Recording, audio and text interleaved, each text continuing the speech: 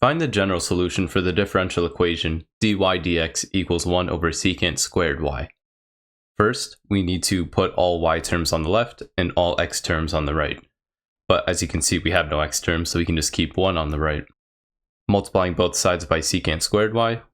On the left-hand side, we have secant squared y dy. And multiplying dx on both sides, we have 1 dx.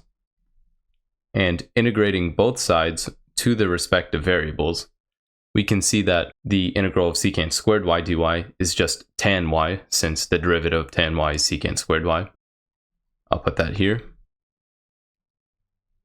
And this equals x, since the integral of 1 dx is x, plus constant c. Now we need to isolate y. We can do this by taking the tan inverse of both sides.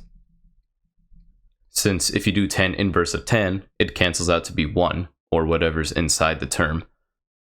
However, we still have to apply it to the right-hand side. This will give us our final answer of y equals tan inverse, or arctan, of x plus c. Since this is a general solution, I don't think we have to worry about any boundaries or anything like that, so we can just keep this answer. So if you have any questions, please leave in the comments below, and good luck.